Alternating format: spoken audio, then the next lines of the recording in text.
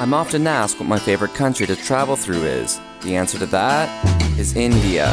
I spent 7 weeks there visiting 11 distinctive places back in 2018. Here are 7 aspects that capture the essence of India.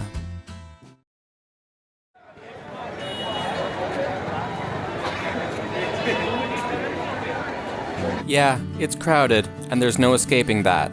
India has almost 1.4 billion people, making it the second most populated country in the world, just slightly behind China. However, India is around 3 times smaller than China in land area, creating a never-ending cluster of people and traffic jams. Although what you see here is on the more extreme side of things, and of course there are places you can go to with wide open areas, but places like this aren't that uncommon, and you'll surely experience this when coming to India.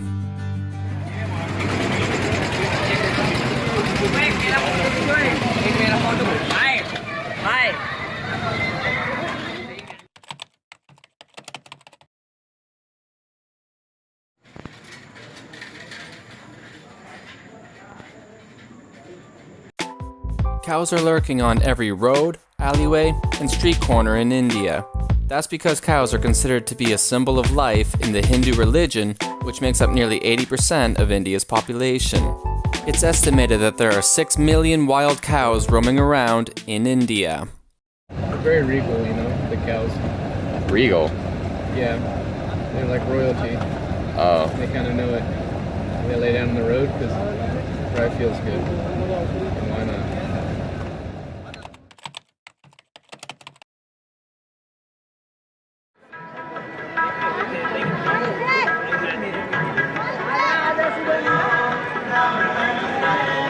India has some of the most diverse architecture in the world.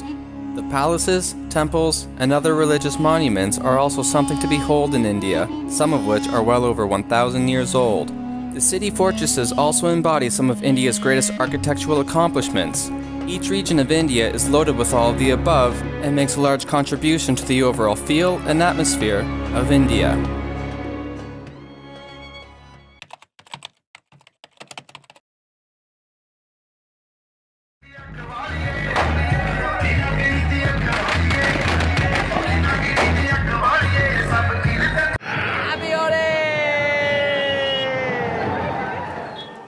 India's religious ceremonies are way too complicated for any foreigner to understand, but let's quickly observe the Holi festival.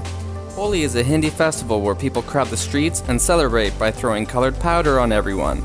The festival is supposed to signify good over evil and is a celebration of a new spring season, hopeful of a good harvest.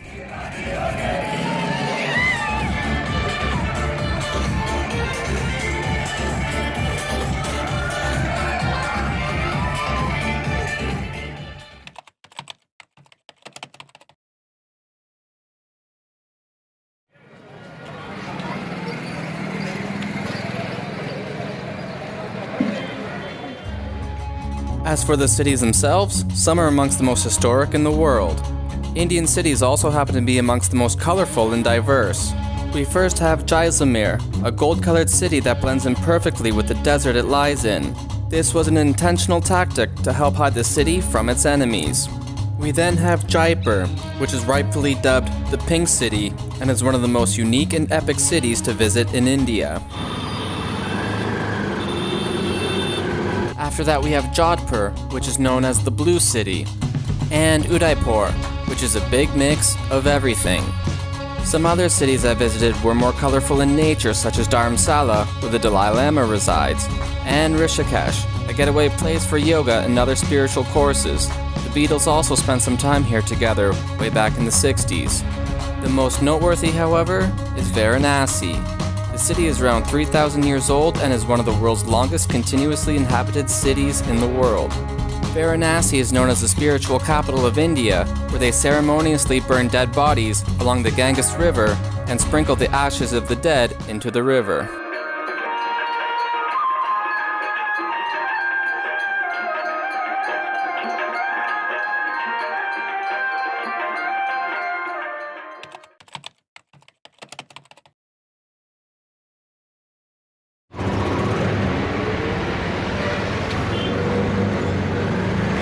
Indian markets are very diverse. From spices, vegetables, silk, and jewelry, Visiting a market is so much more than just buying and selling goods. Let's take a look.